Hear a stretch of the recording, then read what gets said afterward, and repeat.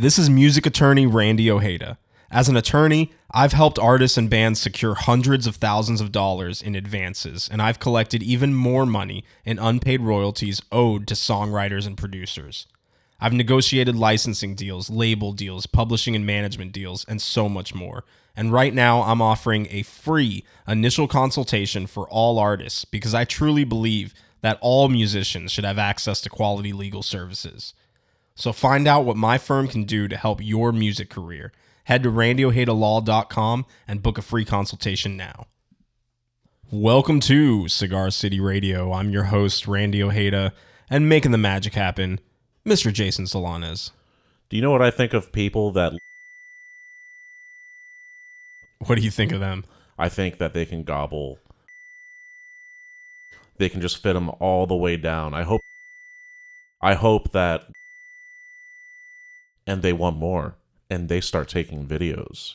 This sounds personal, Jason. This is personal. Damn. Yeah. Okay. Our guest on this episode is a young blues legend, Christone Kingfish Ingram. At the ripe age of 25, Kingfish has already accomplished so much. He's a Grammy Award winner, a 7 times Blues Music Award winner, which beats out my favorite blues guitarist, Tab Benoit. Wow, is that a fact? That's a fact. Tab Benoit has 5, and he's incredible. Yeah. Go Kingfish. Yeah, Kingfish has hit #1 on the Billboard Blues charts. He's been featured by the New York Times, Rolling Stone, Guitar World, Should I Go On?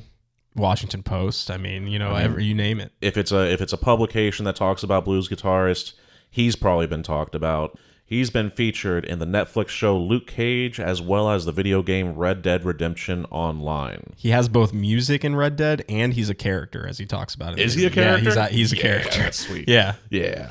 Catch Kingfish performing Sunday, February 18th at Gasparilla Music Festival in Julian B. Lane Park in downtown Tampa. This is in support of his new album, Live in London, which is out now. So here it is, Kingfish.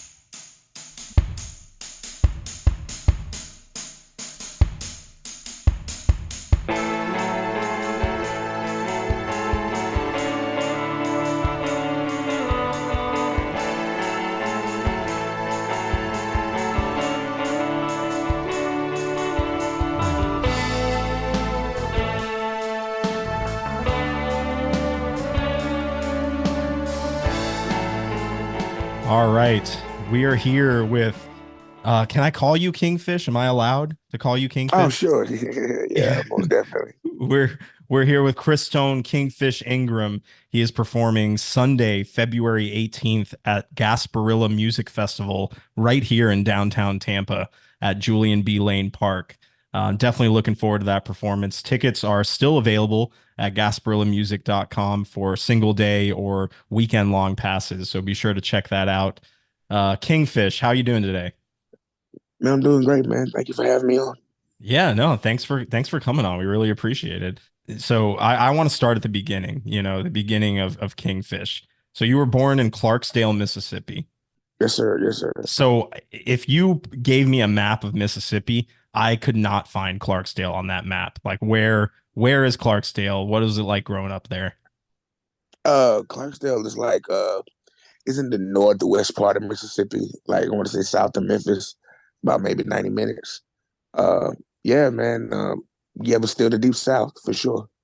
Yeah. So you started playing the blues at what age? Pretty much age 8. I was influenced before that, by the gospel sounds in my household and, around my family or whatnot. But I didn't start learning about the blues till age 8. Oh, wow. So you come from a family of musicians? Mm-hmm. My mom's side of the family, she sang, and all of my uncles and cousins on that side either played bass guitar, drums. Oh, wow. Or preaching or something like that. Did you pick up the guitar at first, or what was your first instrument? Well, technically through church, my first instrument was drums. Nice. And and through the blues, I tried to learn the guitar, but I felt like my fingers were too big, so I switched. So I switched to bass, and bass became my primary instrument. Well, my first instrument through the blues. So what does, you were born, what, 1999, 2000, something like that? Yeah, yeah, 99 Yeah, January. January. Oh, so your birthday, did we just miss it? Yeah, yeah, it was on the 19th. Oh, happy birthday. Happy belated. Thank you, man. Appreciate you. So you're, young buck coming up in Mississippi. How do you get mixed up in the blues and gospel versus, I'd imagine a lot of kids your age were probably, listening to hip hop or pop music or whatever's popular. Blues isn't exactly the most popular genre. Well, I kind of think it all has to do with surroundings. I live in Clarksdale, Mississippi, so all the kids here can tell you, it's a choice because you're pretty much around it 24/7. You know, so for me, that's where I chose to go. I lived right next to a blues man, so I couldn't escape it, and because I was already into the world of gospel, I felt that the blues was pretty much the same thing, and I felt like I was listening to the same thing. That's kind of what made me drawn to it. Yeah. Were there other kids your age that were also in blues? Like, were you playing in bands or were you just kind of hanging out with the old heads? Uh, Pretty much like a mix. There were kids in the Blues Museum Arts and Education program that I was with who did it as well, but I wasn't hanging out with them. I was hanging out more with like the OGs, kind of just to learn more. Yeah. Who were some of those OGs? Just like pretty much like local legends in the city, kind of like Wesley Jefferson and Big Jack Johnson and different local blues guys. Yeah. Oh man, that must have been a fun way to grow up. Yeah, yeah, yeah, yeah, yeah. And yeah, like a whole lot more like Josh Razorblade Stewart, uh uh Dr. Michael James, all these guys are not with us anymore, but those were the guys that I saw growing up. And who gave you the name Kingfish? Uh One of my teachers at the Delta Blues Museum, his name was Bill Halliman Perry. And he used to give all the kids in classes like nicknames, and we thought of them as stage names. So mine came, and Yeah. yeah, and I didn't like it at first, but I kind of got stuck with it, and I kind of fell in love with it afterwards. Yeah, I mean it's a great blues name. I mean, Thank you. yeah, I'm just where does it come from? Do you know? Like where did you come up You with the got it name? from uh, one of the first black sitcoms we had was a sitcom called Amos and Andy, and Oh, okay. yeah, that was a character on the name Kingfish, and yeah, he said I reminded him of that character. Oh, that's so funny. Yeah. That's wild. That's wild. So you're growing up, you're playing instruments, you start with drums, moving on to bass, then guitar. At what point did you realize like this is something I can do as a career? Well, I kind of always found myself going back to music when I was younger. Like any kid, our attention span is, not the longest. So there were times where I would try to go and do other stuff, but I found myself coming back to music. Like I tried sports, didn't like it. Uh, I wanted to become a professional wrestler. I knew that wasn't gonna happen. So I think I you would have kind been of, a pretty good professional wrestler. Just man. you know. So yeah. So yeah, I just always kind of found myself coming back to music, and yeah. So the last time when that happened, that's when I just figured, okay, this is it for me. I'm just curious about how it all kind of got started. Was there somebody that like noticed you and put you on stages, or was it Well, your well, parents, or what? How did that go? well. After I kind of quote unquote graduated from the blues museum, I started playing bass in in different bands, around the blues circuit in the city, like from age 10 to like 12. And right after that, like 13 is 12 or 13 is when I picked up the guitar again. And right when I picked up the guitar, I started like leading my own bands and leading other bands in the city. And so when I turned 15 to 16, I had a video to go viral. And that video kind of like catapulted me up into like national national news and whatnot. And that's kind of like how everything like kind of took off from there. And with my first album coming out years later. Yeah, no, that's amazing. I mean, Yeah. it's crazy that you were, 12 and 13 years old and you're talking about leading a blues band. I mean, that's amazing. Did you have did you have some of the older blues musicians, were they encouraging or were they like, who the hell's this young kid? You know? Uh, I think some were encouraging, but I think some would also like that, but have my back. But for the most part, they all were, encouraging and great for sure, for sure. You're gonna have some uh uh rough ones for sure, trying to give you tough love, but everybody was cool. That's great. That's good to hear. I'm glad Yeah, there's no horror stories. You didn't get in any fights with any blues musicians. I ain't gonna say I don't have any horror stories, but yeah, I got but you. yeah. It didn't happen in abundance. So very cool. So your first album comes out, your debut, Kingfish, and Hmm. is it immediate that like you get notoriety and people are checking it out, or did it take some time? People definitely checked it out. It debuted at #1 on the blues charts because you got to understand, like, from 2000, from like year 2015 on up to 2019, I didn't have a record, but I was able to keep my name out there and be visible. Just from videos going viral and here and there, and off those videos, I was still able to get bookings, on different blues festivals and blues events. So I still had like, so that was kind of like some anticipation for my Yeah, first record, if you will. there's Yeah. some So demand for it. yeah. So that kind of helped me personally. I didn't think the record was gonna do anything. I was like, okay, man, it's just gonna be another blues artist record that get kind of lost in the mix. But no, everybody was waiting on it and everybody enjoyed it. So yeah, it was cool. I know that that record was nominated for a Grammy. Didn't you didn't actually win the Grammy until your next record, 662. What was it like? I'm Right. a member of the Recording Hmm. Academy, so I know a little bit about the Grammy process. But what was it like?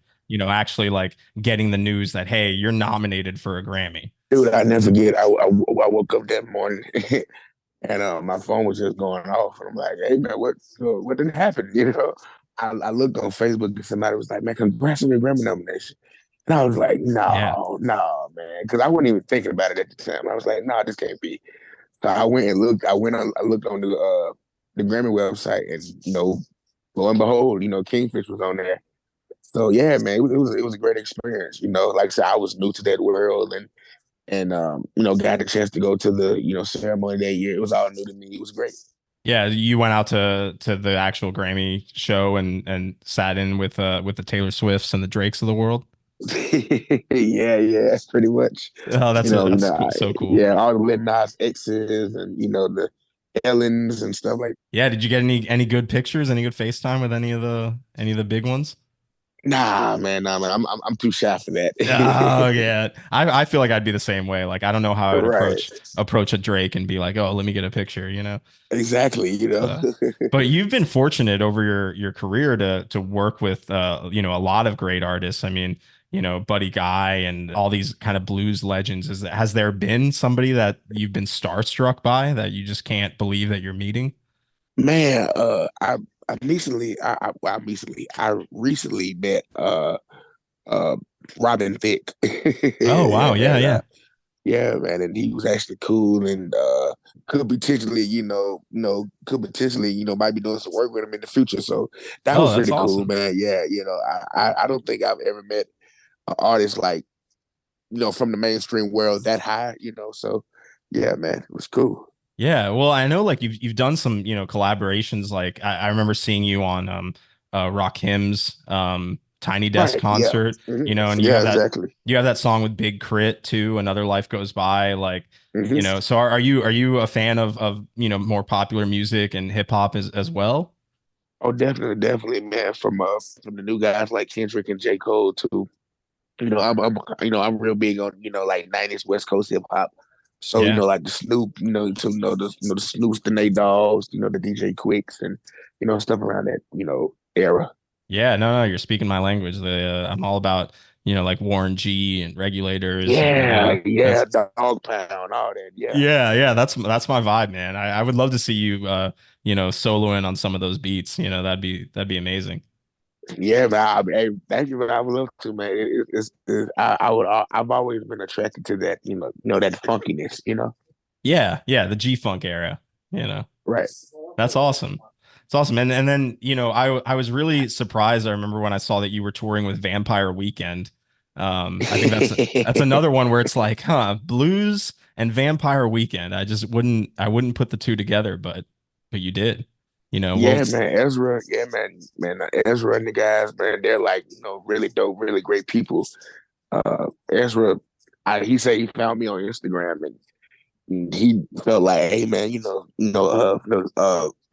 we have a pretty open crowd and this would be new for them. So, they brought me on and our reception was, well received and we got put on for another 14 days that next year. But then COVID happened. oh Yeah, yeah. so No, yeah. that's amazing though. I mean, that's cool of their crowd to be receptive to it because when I think Vampire Weekend, I think like, New York hipsters and I don't Oh, I don't think dude, Southern it was, blues. bruh. Hey, bro, I'm gonna tell you, it was literally every night we was playing to like 15 and 16-year-old.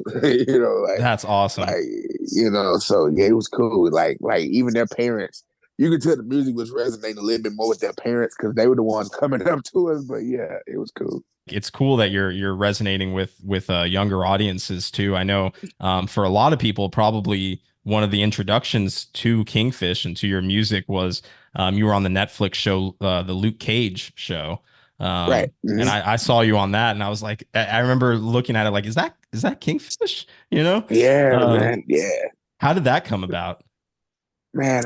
Okay, so it's a couple of weeks before I graduate high school. That's like 2K17, and my mom was telling me about this show that she's like, man, I think you would like it. It has all these musical acts on there that you did. Like Del Flunix, Gary Clark Jr., Faith Evans, blah blah blah. Hmm. And I just made a joke. I was like, hey, you think they'll get us for the second season? And we all laughed. He like 2 nights later, I got a message from one of the producers, from somebody from Marvel or something like that.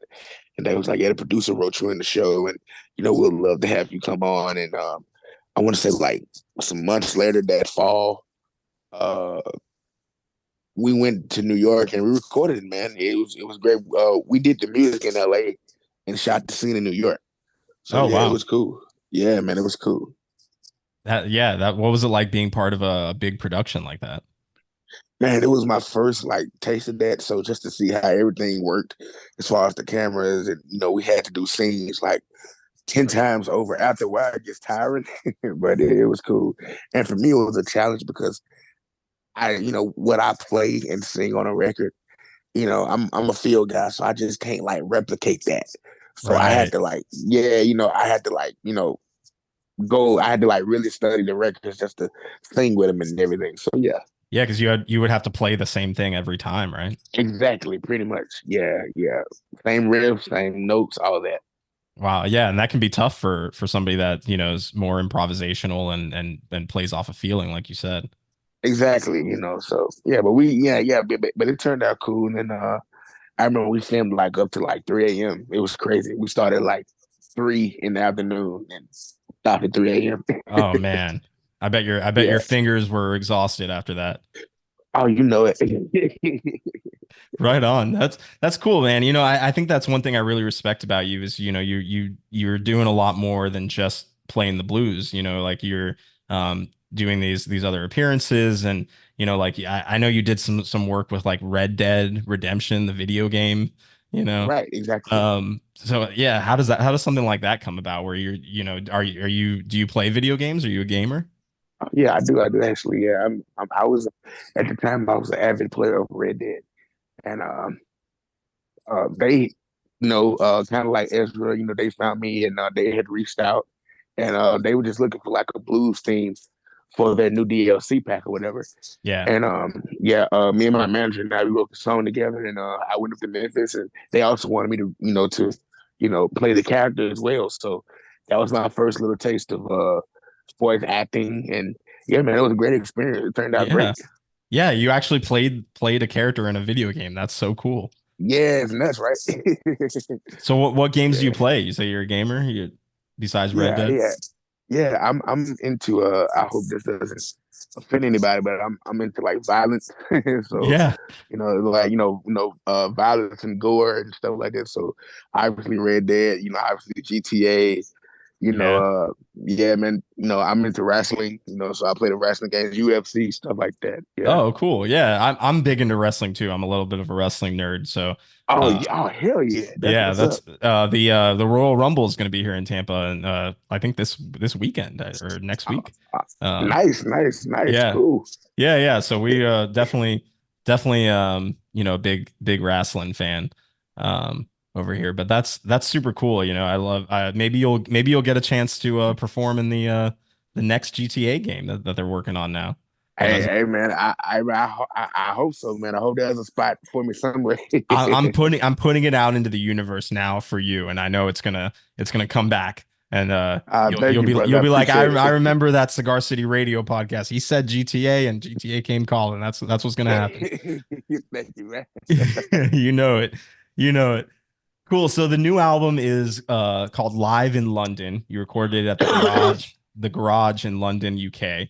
Mhm. Um, tell me about anybody that knows me knows that I'm a big fan of live albums. So I was really excited when this one came out and giving it a listen. So what's it like working on a live album versus recording a regular studio record? For me, I would say it's a little bit more fun because in the studio sometimes I feel restrained, and but on stage, that's the canvas. So, I'm able to stretch out more and be a little bit more out there. Rather than just being on like a time consuming thing or whatnot. Yeah. Yeah, and it was all recorded in one show?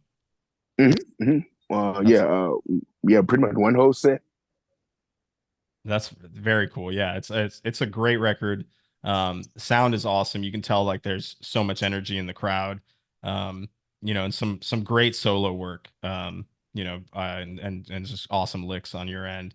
Um, Thank you, brother. I appreciate it. yeah. Who are so while we're talking about that, like who are some of your major influences? Because I heard some different stuff on this record that I hadn't really heard from you before. Like Empty Promises gave me like a strong like Prince vibe in the solo section. So I don't know, like, Mm. are you a Prince fan? Oh, most definitely. Hell yeah. I love Prince. Cool, cool. Yeah, I was like, man, this really gives me like a Prince vibe, you know. Thank you, But man. but Like for like the rock influences, Prince, uh, yeah. Jimmy, uh,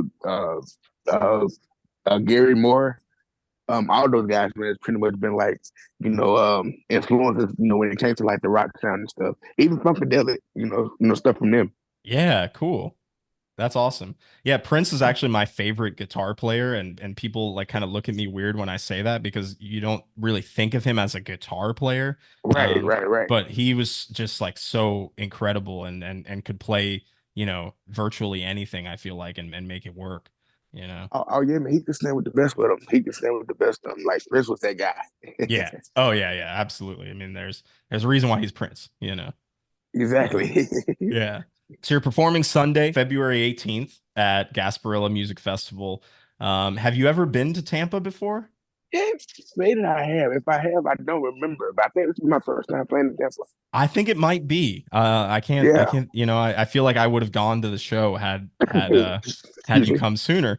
So, the Gasparilla Music Festival is probably our biggest festival in the area.